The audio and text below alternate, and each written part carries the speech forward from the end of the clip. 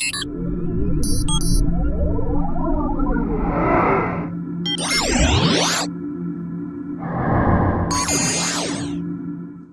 everybody, how are you? It's been a little bit. It's good to see you, and we are just going to jump right into this because this is one of my absolute favorite topics when it comes to inbound marketing. Today we're going to talk about buyer personas. I am going to start off with I feel genuinely terrible for anyone named Karen or Ken right now. I think that they're getting an extremely bad rap by the amount of memes that have gone around about Karen and Ken. However, it is a great example of creating a persona. When we are in conversations now, we say Karen, don't be a Karen, don't be a Ken, and we know exactly what we're talking about. Buyer personas is target marketing at its absolute finest. As I said in my blog post, if you read it, I was already intrigued about inbound marketing from the moment that I was introduced to it. But when I hit buyer personas, my mind exploded. This is exactly what creates the now. This is exactly what sets marketing apart from yesteryear. Back in the day, we used to do a target audience with a demographic with the general field, ages 25 to 50, sex, male or female, general demographic, maybe they lived in suburbia, maybe they lived in the city, whatever the case may be. But buyer persona is an awesome exercise for any company to get involved in, and I'm going to tell you a little bit about how to do it. What a buyer persona does is takes the opportunity or takes the understanding that we are collecting data at a very high rate right now. So via social media interactions, via website interactions, Google interactions, all of that data that is created allows us to see really specifically about who's buying our product, who's coming in, who's browsing. Take into consideration a brick and mortar example. If somebody comes into your store and you sit there and you look at the person that's looking around your store, who is that person? What is that person to you? And you can pretty much pinpoint who that person is without even asking them or digging into exactly who they are. Take that to the boardroom. Take your decision makers and sit around a table and let's hash out a buyer persona. Something to note that I don't get to until the end of my blog post, but I want to put it at the beginning here, is that a company very seldom has just one buyer persona. In fact, you should have 2, 3, no more than 4, because then your message gets a little cloudy. But this exercise that we're going to go through today should be repeated a couple of times, so you really get a specific look about who it is that you're talking about. Okay, let's jump right in. Buyer personas. This is a specific person that you are creating that represents your customer. And I mean specific. So we're going to go through the 4 major questions and the 4 major categories that you have to ask, and then the sub-questions inside that category that you have to answer. Okay, so we are going to deal with the who, the what, the why, and the how. Okay, the when is always. So, on who, what's the general demographic of this person? What is their sex? What is their age? What is their income? What is their location? Where do they live? And be specific. They make $46,000 a year. They are a man. His name is Gary. He lives in suburbia. He's married. He's got 2 kids. He lives in a single family home.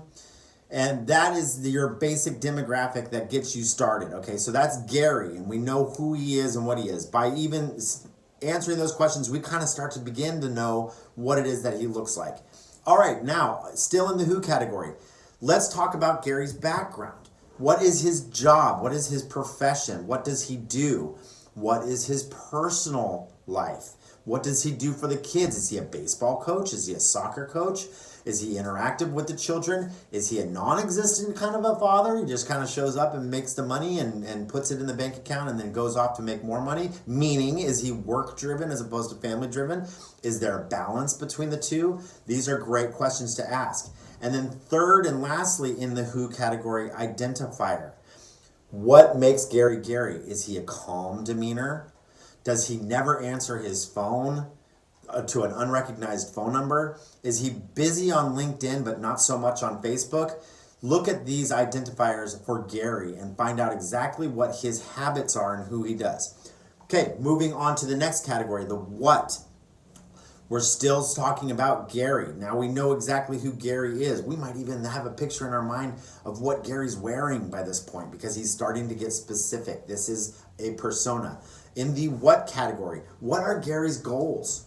Are Gary's goals to be a great dad? Are Gary's goals to be a great CEO or whatever his company is or whatever his job and profession is? What are his goals from a work perspective and a personal perspective? And what percentages of the work and personal life are married in between? Maybe Gary's a stay-at-home dad. Maybe Gary's 100% family and not work, and wife is the breadwinner here. We don't know. Let's figure all that out. Let's answer all these questions. Okay, what are the challenges for Gary for work, for his business? What are his, maybe he has budget restraints. Maybe he has lack of personnel restraints. Maybe he's not a very good trainer, but he's great at conceptualizing his ideas. Maybe his location is a challenge. Maybe he can't get into where he has to get into readily available, or he's technologically unsavvy, and you want to communicate through a technological standpoint. So look at his challenges, okay? And then start to answer the question still in the what category, what can we do? Now it's the business's perspective to take a look at how do we answer his challenges? How do we meet Gary's goals? Okay, moving on to the next category, the why. Really granular. Start to create real quotes from Gary. What does Gary's voice sound like? Gary says things like, I really understand that Facebook is a huge place for digital marketing, but I don't have the time to learn how to do Facebook. Or, I don't want to go onto Facebook. That's where all my friends are that I don't need to see, and they don't have anything for business. Create a set of quotes from Gary to let us see exactly what Gary's train of thoughts are and what his tone is and what his message is behind his tone. And then objectives in the why. Are objections Gary has to why he wouldn't want to do business with you. Why business, what you're offering in your service and your business is just out of his reach. And answer those objectives with how to make them in his reach. Okay, finally, final category, how. This is more about the business yourself. Create your marketing message based on the 3 categories that you just answered. And create your marketing message that you are going to create content around specifically for Gary. Specifically for this person, this persona, answer all of your marketing questions, and finally, create an elevator pitch.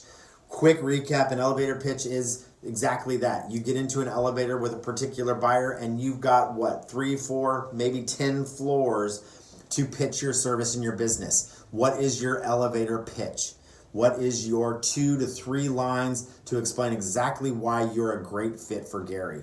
Create all of those things, and you have your first buyer persona. Repeat the process for number 2 and 3. Most importantly, once you have your buyer persona, make it real. I've heard of companies that make bobbleheads out of their buyer personas and distribute them company-wide to sit on the desk of the people that are buying and selling and creating marketing for these particular personas. Excuse me. I've had illustrators that have come in and drawn Gary out and what Gary looks like and put him in his environment. He's got a golf club in one hand and a pen in the other, or an iPad in the other. He's wearing Dockers. He's wearing a polo shirt. Whatever that is, have it illustrated. Make it real, okay? Down to hair color, down to color of eyes. And distribute that amongst your sales staff. But make Gary real. And then repeat the process. And then what you have, once your company understands who your buyer personas are, you can refer to these people as by name. So you can say, hey, listen, we are really nailing it with Karen and, oh, there's Karen again.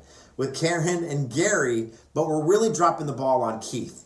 We really need to start to market more towards Keith. That's buyer persona. It's an exciting way for people to get really excited about your business. It's an exciting way for your team to get a really in-tune touch on what it is that you do for your business. And it's a great, great exercise to stay on top of marketing and not wasting any of your marketing dollars trying to do a scatter approach. The general idea with buyer personas is that anyone that's on the fringe, Anyone that's kind of like Gary, but not specifically exactly Gary, is going to be included and get a lot of information from your content. They are going to understand that they relate to Gary enough to get the content that you're producing and potentially become a customer. Okay, this is one of my longest videos because I'm super pumped about it. I'm super excited about it, and it's really in-depth and granular.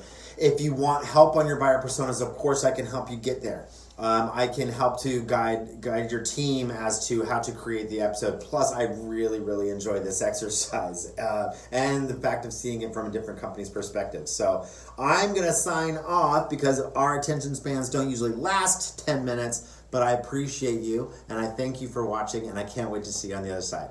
Bye.